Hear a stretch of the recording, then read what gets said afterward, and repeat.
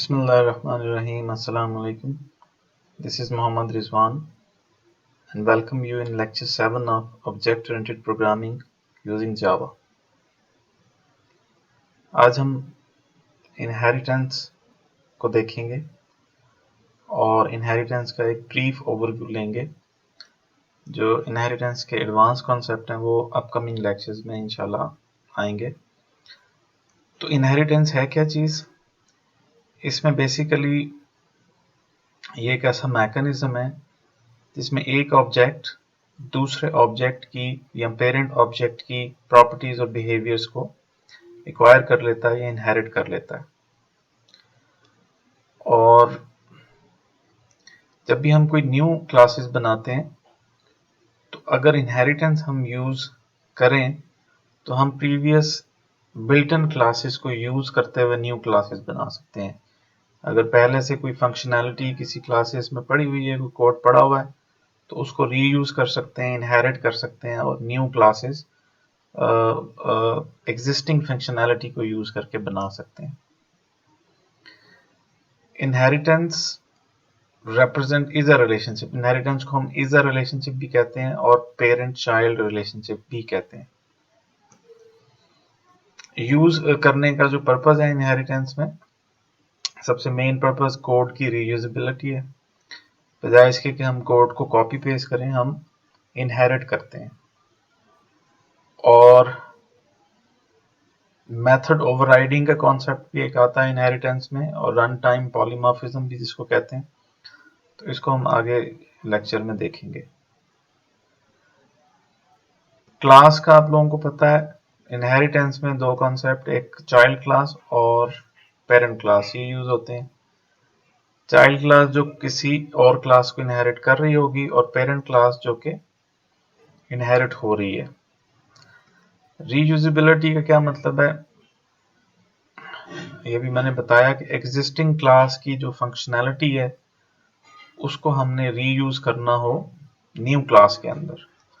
Reusability is a mechanism which facilitates you to reuse the fields and methods of the existing class when you create a new class। जब हम new class create करते हैं और उसमें कोई existing class की functionality, कोई field या मेथड हम यूज करना चाहें तो हम इनहेरिटेंस का यूज कर सकते हैं। सिंटैक्स क्या है इनहेरिटेंस का? सबसे पहले क्लास कीवर्ड और चाइल्ड क्लास का या सब क्लास का नेम लिखना है। फिर x tends keyword with S, extend के साथ एस भी है। और फिर हमने पेरेंट क्लास या सुपर क्लास का नाम लिखना है। फिर क्लास की बॉडी के अंदर जो मेथड्स और फील्ड हम लिख सकते हैं। तो बेसिकली होता ये है कि ये जो चाइल्ड क्लास है इस पेरेंट क्लास की भी फील्ड्स को और मेथड्स को इनहेरिट कर लेती है और इसके अपने भी फील्ड और मेथड इस क्लास के अंदर बन जाते हैं।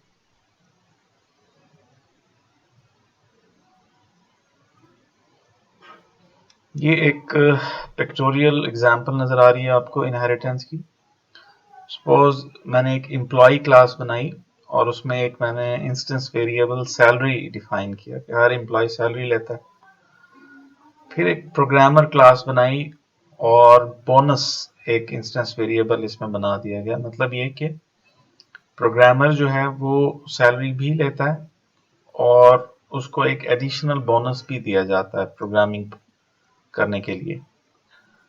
तो अब प्रोग्रामर जो क्लास है ये सैलरी वाला जो वेरिएबल है इधर एम्प्लॉय क्लास इनहेरिट कर लेगी और बोनस वेरिएबल या इंस्टेंस वेरिएबल ये इसका अपना होगा। तो प्रोग्रामर क्लास में ये दोनों वेरिएबल आपको एक्सेस हो जाएंगे। और चूंकि हमने पहले भी अभी जैसे मैंने बताया कि इज अ रिलेशनशिप कहते हैं इनहेरिटेंस को, तो हम ये कह सकते हैं कि प्रोग्रामर इज अ एम्प्लॉय, यानी चाइल्ड क्लास की पेरेंट क्लास के साथ रिलेशनशिप इज अ होती है। प्रोग्रामर इज अ एम्प्लॉय, ये हम कह सकते हैं। Programmer is a type of employ. ये एग्जांपल अभी हम रन करके देखते हैं। ये क्लास बनाई है जी एम्प्लॉय और इसमें जस्ट सिंपल एग्जांपल है, इसमें जस्ट एक इंस्टेंस वेरिएबल डिफाइन किया सैलरी और उसको भी इनिशियलाइज कर दिया 40,000। फिर एक क्लास बनाई है प्रोग्रामर जो कि एक्सटेंड्स कर रही है एम्प्लॉय को, यानी इनहेरिट कर रही है एम्प्लॉय क्लास को, और इसमें एक वेरिएबल बनाया बोनस 10,000, और इसी क्लास में मेन बना लिया। जबकि मैं ये रिकमेंड नहीं करूंगा, नेटबीन्स में अभी रन करेंगे तो आप मेन वाली क्लास अलहदा रखा करें, बाकी क्लासेस अलहदा रखा करें।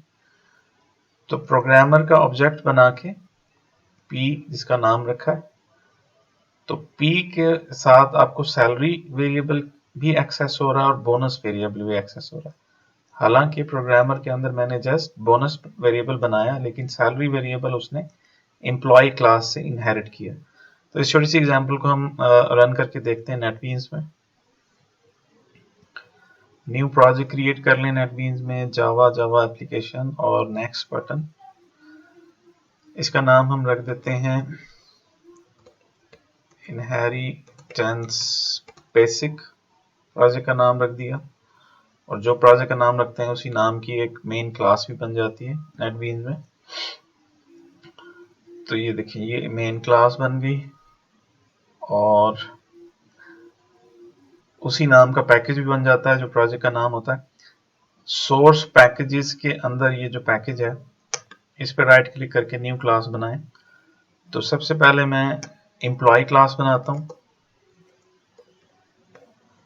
और इसमें मैं एक ही इंस्टेंस वेरिएबल डिफाइन करना है, इंट सैलरी, और इसको इनिशियलाइज मैंने कर दिया 40,000। ये अंडरस्कोर लगा सकते हैं नंबर्स में, इजी रीडेबिलिटी के लिए जावा में। ओके, ये एक क्लास होगी। दूसरी क्लास मैंने बनानी है सेम इसी तरह से, सोर्स पैकेजेस। ये इस चीज का ख्याल रखना है आपने, सोर्स पैकेजेस के अंदर ये जो पैकेज है जो बाय डिफॉल्ट बन जाता है, इस पर राइट क्लिक करके न्यू और जावा क्लास। दूसरी क्लास में बना रहा हूं प्रोग्रामर की। ओके, ये प्रोग्रामर की क्लास बन गई। ये क्लास अब इसको इनहेरिट करेगी एम्प्लॉय क्लास को, तो उसके लिए मुझे लिखना पड़ेगा एक्सटेंड्स, और कंट्रोल स्पेस प्रेस करेंगे तो ऑटो कंप्लीट कर देता है नेटबीन्स। एक्सटेंड के बाद एम्प्लॉय, फिर कंट्रोल स्पेस प्रेस किया तो ये सजेशन मिल गई। ओके, यहाँ पे ये इनहेरिट का जो सिंटैक्स है वो पूरा हो गया, लेकिन प्रोग्रामर क्लास का अपना भी एक वेरिएबल डिफाइन करना है बोनस के नाम से, और इसको मैं नाम दे देता हूँ, इसको वैल्यू दे देता हूँ 10,000। ओके जी, 10,000 इट इज। अब ये जो प्रोग्रामर क्लास मैंने बनाई है, इसका मैंने ऑब्जेक्ट क्रिएट करना है मेन में। तो मेन का जो एक पहले से बन जाती है जब क्रिएट करते हैं हम प्रोजेक्ट, यहाँ पे प्रोग्रामर क्लास की ऑब्जेक्ट बनाया, प्रोग्रामर क्लास का नेम, ऑब्जेक्ट का name p equal new keyword और कंस्ट्रक्टर कॉल करना, डिफॉल्ट कंस्ट्रक्टर। ये ऑब्जेक्ट बन गया। अब प्रिंट करा लें जी, p डॉट, ये देखें डॉट लिखा तो मुझे बोनस भी नजर आ रहा है और सैलरी भी नजर आ रहा है। हालांकि प्रोग्रामर का ये ऑब्जेक्ट है जिसमें मैंने बोनस डिफाइन किया था, लेकिन प्रोग्रामर क्लास एम्प्लॉय क्लास को इनहेरिट कर रही थी, वहां से हमें सैलरी भी मिल गया। तो पहले सैलरी प्रिंट करा लेते हैं, फिर मैं p डॉट बोनस प्रिंट करा रहा हूँ। राइट क्लिक करें, रन फाइल। ये देखें जी, दोनों सैलरी भी प्रिंट हो रही है 40,000 और 10,000 ये भी प्रिंट हो रही है। तो it's very simple example of inheritance. ये देखें, प्रोग्रामर क्लास ने इनहेरिट किया है एक्सटेंड्स कीवर्ड यूज करके एम्प्लॉय क्लास को, और इसमें मैंने एक जस्ट वेरिएबल बनाया और एक ही वेरिएबल इसमें एम्प्लॉय में था। Okay, next, type of inheritance कितनी है जावा में? Single inheritance, multi level inheritance and hierarchical inheritance. ये तीन तरह की इनहेरिटेंस हम कर सकते हैं। और दो टाइप्स होती हैं इनहेरिटेंस की, मल्टीपल एंड हाइब्रिड इनहेरिटेंस, जो कि इंटरफेसेस के थ्रू सपोर्टेड है जावा में। तो इंटरफेसेस हम आगे पढ़ेंगे, तो इसको फिलहाल हम नहीं डिस्कस करेंगे। सिंगल इनहेरिटेंस क्या है? एक क्लास बी इनहेरिट कर रही है क्लास ए को, ये सिंगल इनहेरिटेंस है। मल्टी लेवल इनहेरिटेंस क्या होगी? क्लास सी इनहेरिट कर रही है बी को और क्लास बी इनहेरिट कर रही है क्लास ए को, तो ये मल्टी लेवल इनहेरिटेंस है, यानी डिफरेंट लेवल बन जाते हैं इसमें। फिर है हायरार्किकल इनहेरिटेंस, जिसमें मल्टीपल क्लासेस सिंगल क्लास को इनहेरिट करती हैं, जैसे कि क्लास बी भी ए को इनहेरिट कर रही है और क्लास सी भी ए को इनहेरिट कर रही है। तो ये तीनों की छोटी छोटी एग्जांपल हम बना के देखेंगे। Multiple inheritance is not supported in Java through classes. Classes के थ्रू मल्टीपल इनहेरिटेंस हम नहीं कर सकते। मल्टीपल इनहेरिटेंस का मतलब है एक से ज्यादा क्लास को इनहेरिट करना एट अ टाइम, ये जावा में अलाउ नहीं है। ये इंटरफेसिस के थ्रू समहाउ ये फंक्शनैलिटी हमारी कवर हो जाती है, लेकिन हम दो क्लासेस को बैक वक्त इनहेरिट नहीं कर सकते। ये तो पॉसिबल है कि दो क्लासेस किसी एक क्लास को इनहेरिट करें, ये इसको हायरार्किकल कहते हैं। जो मल्टीपल इनहेरिटेंस है वो पॉसिबल नहीं है। ये देखिए, मल्टीपल ये होगी कि क्लास सी इनहेरिट कर ले क्लास बी को और ए को, दोनों को एट अ टाइम, तो this is not allowed in Java. और ये हाइब्रिड इनहेरिटेंस है कि एक क्लास इनहेरिट कर रही है दो को और फिर वो दो क्लासेस फर्दर किसी एक क्लास को इनहेरिट कर रहे हैं। तो ये डायरेक्टली जावा में अलाउ नहीं है, लेकिन इंटरफेसिस के थ्रू समहाउ ये फंक्शनैलिटी हमें मिल जाती है। तो इंटरफेसिस को हम देखेंगे नेक्स्ट लेक्चर्स में। तो सबसे पहले आ जाए single inheritance example. When a class inherits another class, it is known as single inheritance। यानी एक क्लास को इनहेरिट कर रही है। तो ये एग्जांपल के तौर पे मैंने एनिमल क्लास बनाई, जिसमें एक फंक्शन ईट के नाम का बनाया और इस फंक्शन की बॉडी में सिंपल एक प्रिंट करा दिया, ईटिंग एक मैसेज प्रिंट करा दिया। फिर एक डॉग क्लास बनाई जो कि एक्सटेंड कर रही है एनिमल क्लास को, और इस डॉग क्लास में एक फंक्शन बना दिया बार्क, जिसमें सिंपल प्रिंट करा दिया बार्किंग। अब ये तो डॉग क्लास का अपना फंक्शन है और एक फंक्शन वो इनहेरिट करेगा एनिमल क्लास से, ठीक है। ये देखें, डॉग क्लास का जब डी ऑब्जेक्ट बनाया तो डी डॉट बार्क भी आप एक्सेस कर सकते हैं और ईट भी एक्सेस कर सकते हैं, तो ये दोनों प्रिंट हो जाएंगे यहाँ पे।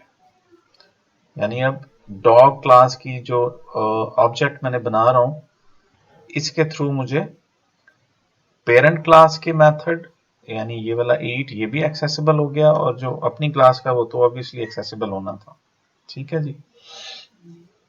मल्टी लेवल इनहेरिटेंस क्या है? जिसमें चेन ऑफ इनहेरिटेंस बनता है, ये मल्टी लेवल इनहेरिटेंस कहलाती है। जैसे कि ऊपर यहाँ पे देखिए कि क्लास सी बी को इनहेरिट कर रही है और बी ए को इनहेरिट कर रही है। तो ये हम कर सकते हैं जावा में। एक एनिमल क्लास है, ये ईट मेथड एक बनाया इसमें, और एक डॉग क्लास है जो कि एनिमल क्लास को इनहेरिट कर रही है। फिर एक बेबी डॉग क्लास है जो कि डॉग क्लास को इनहेरिट कर रही है, ठीक है। अब होगा ये कि ये जो क्लास है बेबी डॉग, इसका अपना मेथड ये वीप है, लेकिन ये डॉग क्लास के मेथड्स को भी इनहेरिट कर रही है, तो एक्सेस कर लेगी उन मेथड्स को। और चूंकि डॉग आगे इन एनिमल क्लास को इनहेरिट कर रहा है, तो वो डॉग के पास दोनों मेथड्स होंगे, बार्क वाला भी और ईट वाला भी। तो बेसिकली बेबी डॉग जो है इस डॉग क्लास को इनहेरिट कर रही है, लेकिन इन दोनों के मेथड्स इसके पास यहाँ पे अवेलेबल होंगे। तो ये देखिए, यहाँ पे बेबी डॉग डी इसका ऑब्जेक्ट है और इसके थ्रू फिर ये तीनों मेथड कॉल हुआ है। हालांकि बेबी डॉग में तो एक ही हमने मेथड बनाया, लेकिन बाकी दो मेथड्स वो इनहेरिटेंस के थ्रू उसको मिल रहे हैं। तो ये तीनों स्टेटमेंट प्रिंट हो रही हैं। तो यहाँ पे मैं ये एग्जांपल आपको नेटबीन्स में करके दिखा देता हूँ जल्दी से। मल्टी लेवल इनहेरिटेंस एक और प्रोजेक्ट क्रिएट कर लेते हैं, new project, next, multi level inheritance inheritance demo और यहाँ पे ये फिनिश पे क्लिक किया मैंने। ये जो एक वक्त में कोशिश करें कि एक ही प्रोजेक्ट नेटबीन्स में ओपन हो, तो ये वाला प्रोजेक्ट मैं क्लोज कर देता हूँ, तो ये एक ही प्रोजेक्ट रह गया। ठीक है जी। हाँ, सॉफ्ट सोर्स पैकेजेस के अंदर ये एक पैकेज ऑटोमेटिकली नेटबीन्स क्रिएट कर देती है उसी नाम से जिस नाम से प्रोजेक्ट होता है, और इसी के अंदर ये मेन क्लास होती है। मेन क्लास में मैं कुछ नहीं लिख रहा, राइट क्लिक करूंगा इस पैकेज के ऊपर, न्यू, सबसे पहले एनिमल क्लास बना लेते हैं। एनिमल क्लास में एक ही मेथड बनाना है जो रिटर्न कुछ नहीं करता, void eat, और इसमें आपने प्रिंट करा देना ईटिंग। ओके जी, राइट क्लिक कर लें अब यहाँ पे सोर्स पैकेज पे और न्यू, और सेकंड क्लास बनाएं डॉग, फिनिश पे क्लिक किया, डॉग क्लास बन गई। अब डॉग क्लास जो है ये यहाँ पे इनहेरिट करेगी एनिमल क्लास को। तो इनहेरिट कराने के लिए एक्सटेंड्स कीवर्ड मुझे यूज करना पड़ेगा और एनिमल। ठीक है जी। अब डॉग क्लास का एक अपना मेथड भी मैंने बनाना है जो कि रिटर्न कुछ नहीं करेगा, जिसका नाम होगा बार्क, और जो प्रिंट करा रहा है बार्किंग डॉट डॉट डॉट। अब एक तीसरी क्लास बनानी है बेबी डॉग के नाम से, बेबी डॉग। अब ये डॉग को इनहेरिट करेगी, डॉग क्लास को, तो एक्सटेंड कीवर्ड यूज करूंगा और डॉग क्लास को इनहेरिट कर रही है। इसका अपना भी एक मेथड होगा void weep, और इसमें भी एक प्रिंट करा देते हैं वीपिंग। ओके, ये तीनों क्लासेस बन गई। अब जो ये वाली सबसे नीचे थी क्लास हायरार्की में, यानी ये बेबी डॉग क्लास इनहेरिट कर रही है डॉग को, डॉग क्लास इनहेरिट कर रही है एनिमल को। तो हम मेन क्लास में चले जाते हैं, जो प्रोजेक्ट का नाम था उसी नाम से जो क्लास बन गई और जिसमें मेन है। मेन में मैं ऑब्जेक्ट क्रिएट करूंगा बेबी डॉग क्लास का, इक्वल इसका नाम रख देते हैं bd is equal to new, और कंस्ट्रक्टर कॉल करते हैं डिफॉल्ट कंस्ट्रक्टर, क्योंकि मैंने तो कोई नहीं बनाया तो कंपाइलर खुद ही बना देता है डिफॉल्ट कंस्ट्रक्टर। अब इसके थ्रू bd डॉट मैंने लिखा तो